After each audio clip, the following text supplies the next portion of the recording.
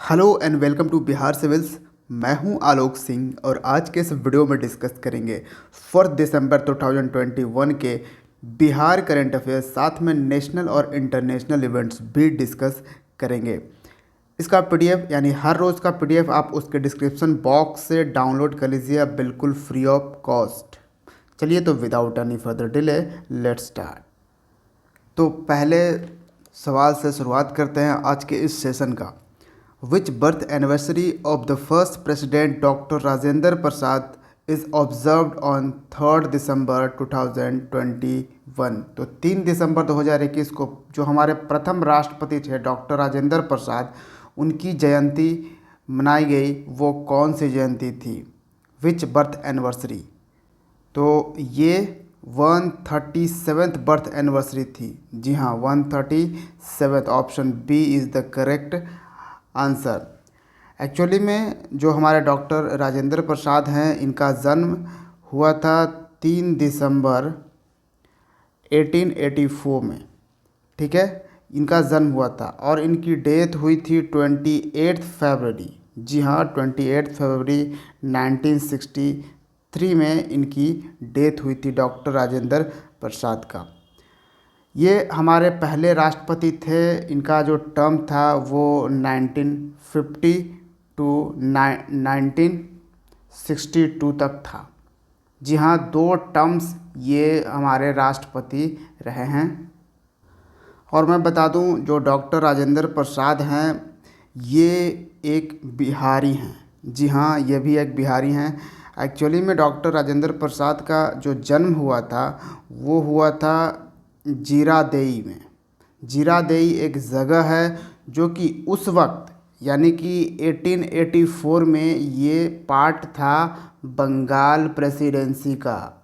जी हाँ, आपको मालूम होगा इतिहास में जब अंग्रेज़ थे, अंग्रेज़ों ने हमारी जो जगह थी, हमारी जो शहर थी, जो गांव थे, जो स्टेट थे, उनको अलग अलग प्रेसिडेंसीज में बांट रखा था। बंगाल प्रेसिडेंसी, बॉम्बे प्रेसिडेंसी, इस तरह से। तो बंगाल प्रेसिडेंसी में पूरा बिहार वगैरह सब कुछ शामिल था। ठीक है, तो उस वक्त जीरादेई। और आज का कौन ज़िला है? तो जीरादेई आता है आज के सिवान ज़िले में। जी हाँ, बिहार का जो सिवान ज़िला है वहाँ के थे डॉक्टर राजेंद्र प्रसाद।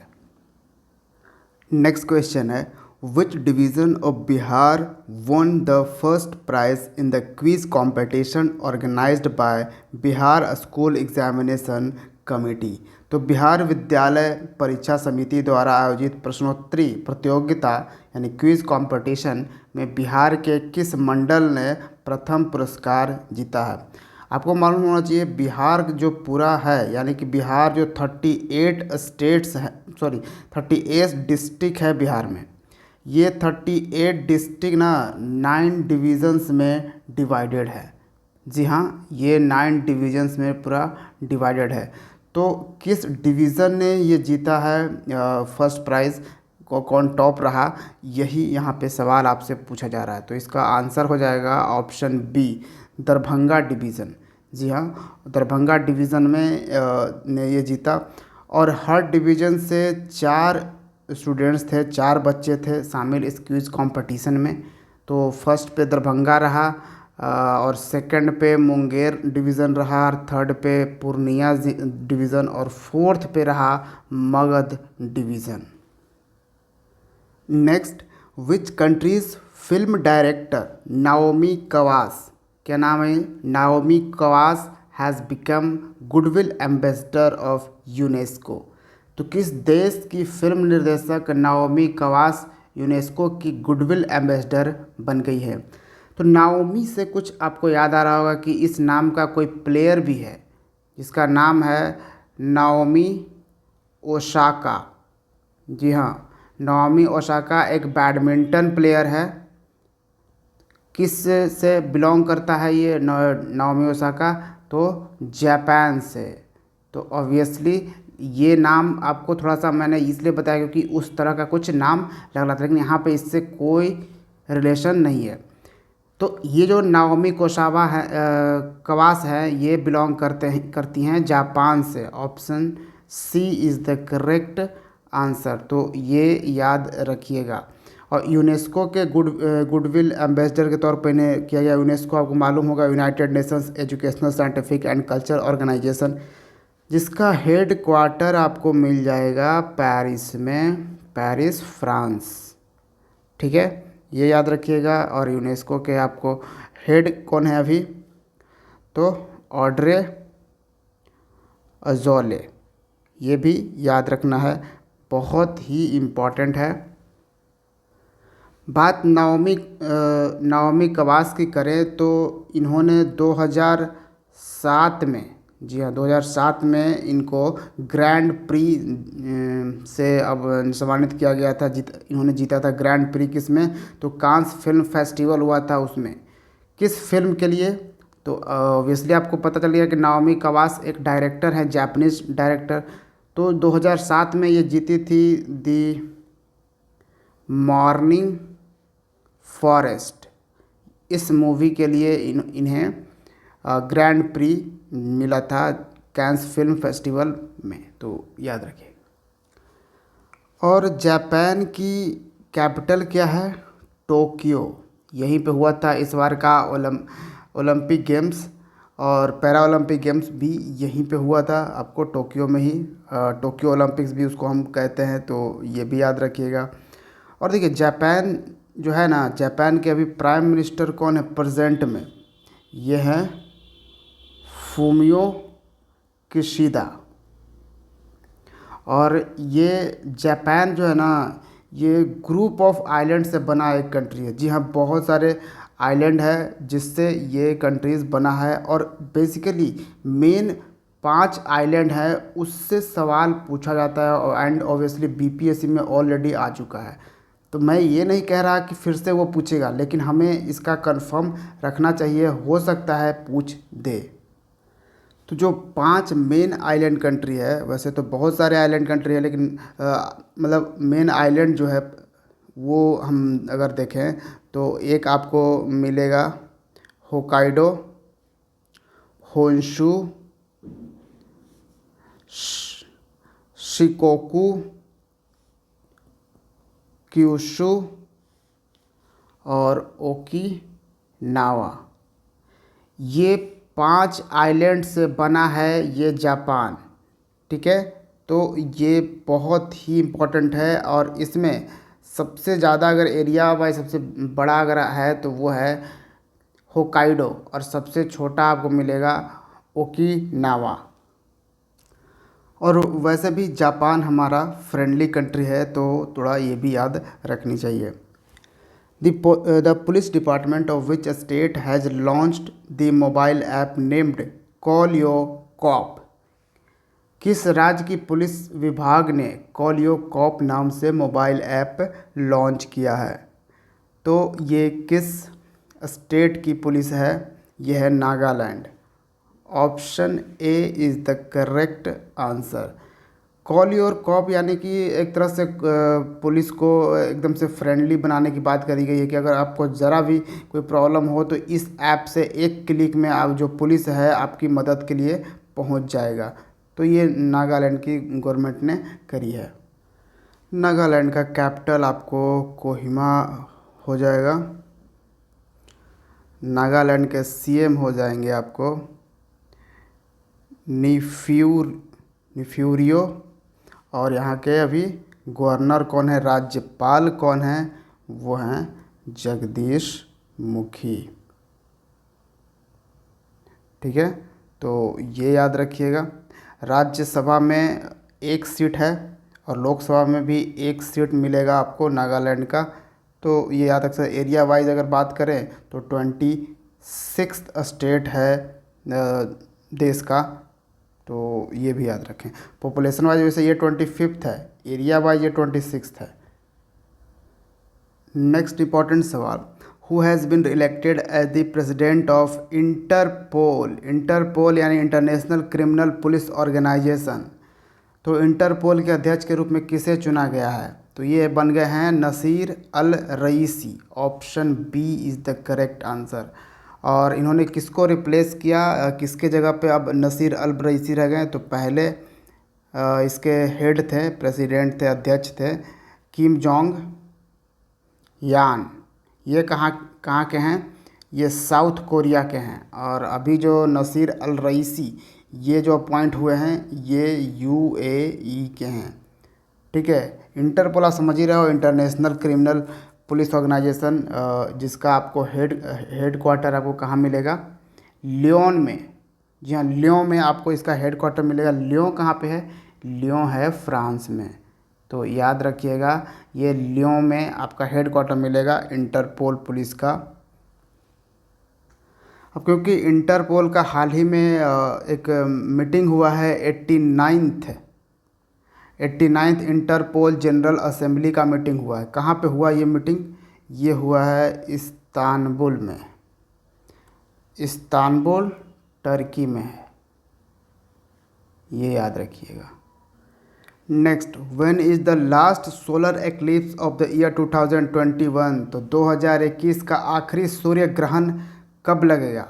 तो ये आज ही लग रहा है, ये सूर्य ग्रहण, यानी कि 4 दिसंबर को ये 2021 का आखिरी सोलर एक्लिप्स है। सोलर एक्लिप्स लगता क्या है, सूर्य ग्रहण लगता कैसे है? देखिए इसमें क्या होता है ना, ये आपका हो गया सूर्य, ठीक है, सन हो गया, और बीच में आपका आ गया मून, और यहाँ पे आ गया आपका अर्थ। ठीक है। तो जब पृथ्वी पे जो सूर्य से आने वाली जो लाइट होती है, जो लाइट रेज होती है, वो उसका शैडो जब पहुंचता है यहाँ पे, मानी काफ़ी चीज़ें, यानी कि काफ़ी मात्रा में जो लाइट होती है सन का, वो ये जो चंद्रमा होता है ये ब्लॉक कर देता है। तो बहुत ही कम एकदम परछाई की तरह, शैडो की तरह कुछ लाइट्स पहुंचती है अर्थ पे। तो इसको हम बोलते हैं सोलर एक्लिप्स, और हिंदी में सूर्य ग्रहण कहते हैं। ठीक है। तो ये है इसका natural phenomena. Which state has launched India's first certified organic fruit kiwi? तो किस राज्य ने भारत का पहला प्रमाणित जैविक फल कीवी लॉन्च किया? इस फल का नाम भी याद रखिएगा, ये है कीवी नाम, और ये एक ऑर्गेनिक है, ऑर्गेनिक फ्रूट है, जैविक फ्रूट है। जैविक मतलब क्या? केमिकल का इसमें यूज़ नहीं किया, जो भी फर्टिलाइज़र वगैरह भी चाहे जो भी चीज़ें यूज़ करी गई है बिल्कुल नेचुरल तरीके से किया गया। जो ऑर्गेनिक फार्मिंग हम लोग बोलते हैं, जैविक खेती बोलते हैं, वो क्या है? वो है कि नेचुरल तरीके से आप उसको खेती कर रहे हो, आप केमिकल का इस्तेमाल नहीं कर रहे हो उसमें, तब वो होता है ऑर्गेनिक फार्मिंग, या फिर यहाँ पे ऑर्गेनिक फ्रूट, ऑर्गेनिक फल, यानी कि जैविक फल की बात करी जा रही है, कीवी। तो ये किस राज्य ने लॉन्च किया है? बहुत ही इम्पोर्टेंट सवाल है, ये है Arunachal Pradesh. Option D is the correct answer. और इसको कहाँ पे लॉन्च किया गया है? तो न्यू दिल्ली में दिल्ली हाट में कहीं लॉन्च किया गया। दिल्ली हाट एक आदि महोत्सव मनाया जा रहा था न्यू दिल्ली में। आदि महोत्सव, आदि महोत्सव बेसिकली ट्राइबल लोगों के लिए ये मनाया जाता है, आदि महोत्सव।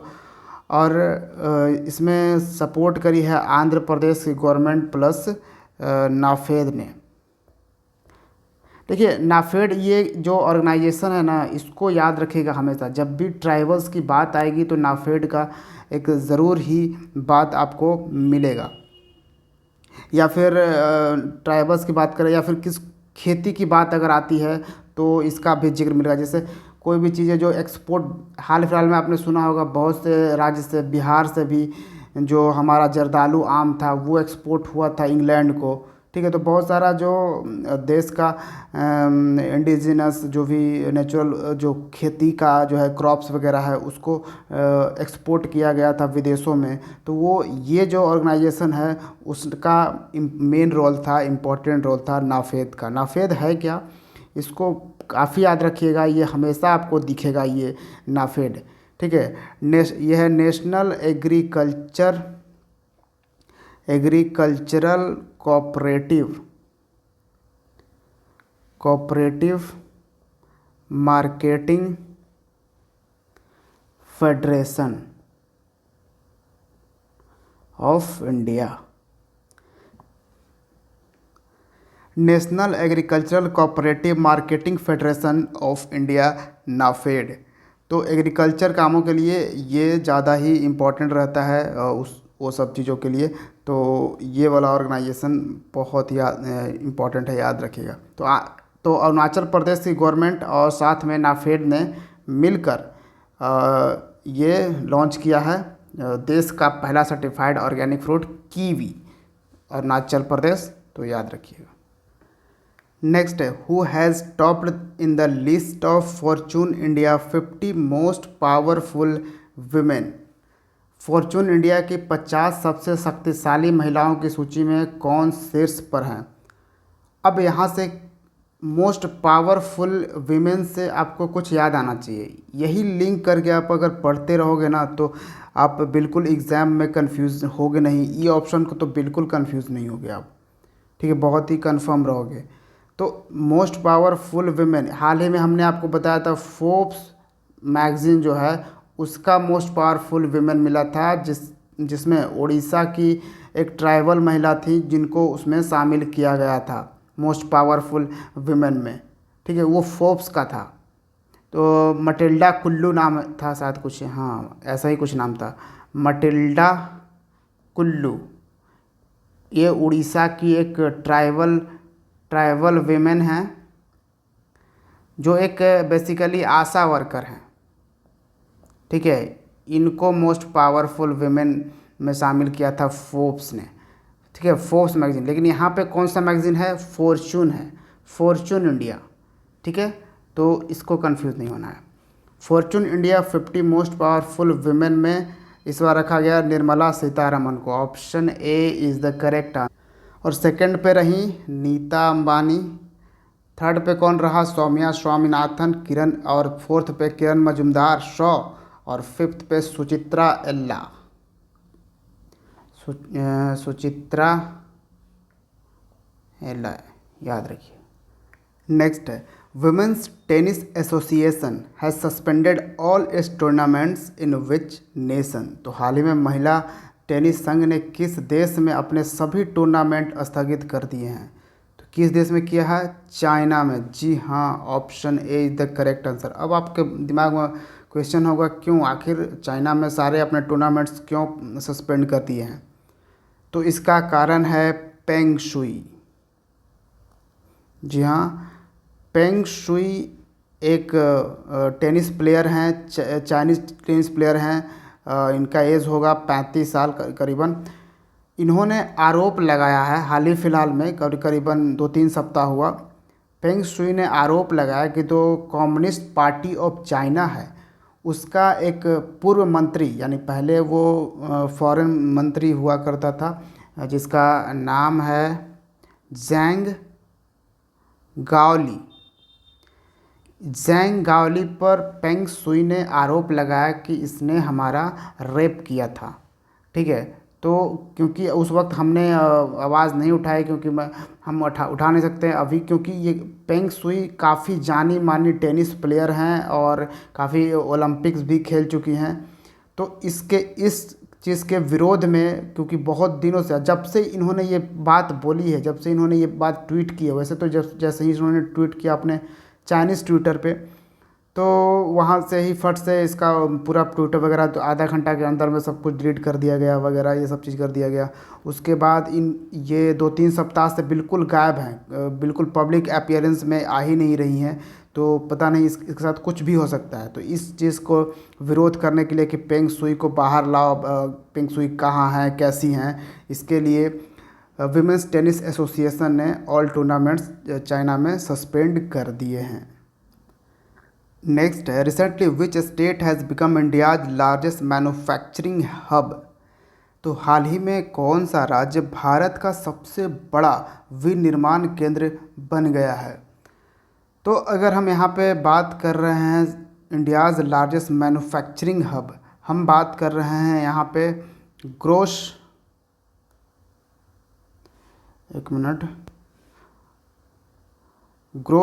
वैल्यू एडिशन का। जी हाँ, GVA की बात हम कर रहे हैं यहाँ पे। तो जो ग्रोस वैल्यू एडिशन है ना, वो कंटिन्यूसली किस राज्य का हाईएस्ट है इन द मैन्युफैक्चरिंग। मैन्युफैक्चरिंग की अगर बात करें तो इंडिया का लार्जेस्ट मैन्युफैक्चरिंग हब बन चुका है Gujarat. Option D the correct. जी हाँ, गुजरात ने महाराष्ट्र को सरपास कर दिया है। महाराष्ट्र सेकंड पोजीशन पे आ चुका है।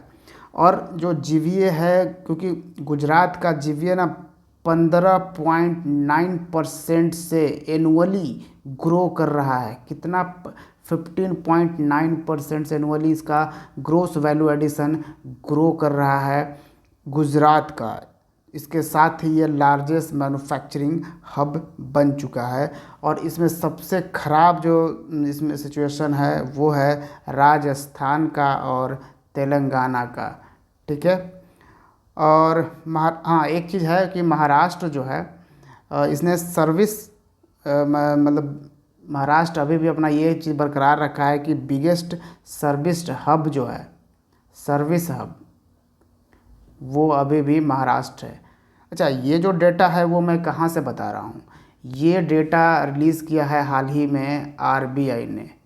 आरबीआई हमारा सेंट्रल बैंक है, रिज़र्व बैंक ऑफ इंडिया, तो इसने ये डेटा रिलीज़ करके बताई है। तो बहुत इंपॉर्टेंट है, याद रखिएगा।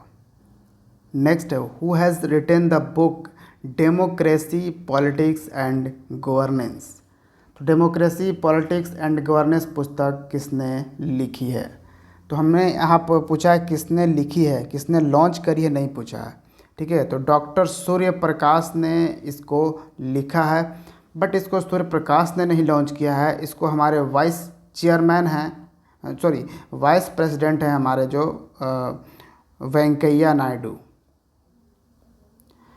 इन्होंने ये बुक लॉन्च करी है। तो ये भी याद रखिएगा। और ये जो डॉक्टर सूर्य प्रकाश है ना, ये वाइस चेयरमैन हैं executive council of Nehru memorial museum and library के। क्या हैं? Vice chairman. तो ये भी याद रखिए, वाइस चेयरमैन हैं। और ये वाइस प्रेसिडेंट ने इसको लॉन्च किया है। बुक है democracy politics and governance. Next है, recently Walmart Flipkart have partnered with which state government to support MSME. हाल ही में वॉलमार्ट फ्लिपकार्ट ने एमएसएमई को समर्थन देने के लिए किस राज्य सरकार के साथ साझेदारी की है? तो देखिए, जो फ्लिपकार्ट है ना, हाल में वैसे तो ये इसकी ओरिजिन जो है फ्लिपकार्ट वो इंडियन कंपनी थी, लेकिन अब फ्लिपकार्ट का जो 70% जो शेयर है, 70% वो वॉलमार्ट के पास है। ये विदेशी कंपनी है, ये शायद अमेरिकन कंपनी है वॉलमार्ट। तो इसके पास इसका 70% शेयर्स है। तो आप कह सकते हो कि अब फ्लिपकार्ट जो है वो इंडियन ना होके बल्कि वॉलमार्ट का है। तो वॉलमार्ट ने पार्टनर किया है किस गवर्नमेंट के साथ?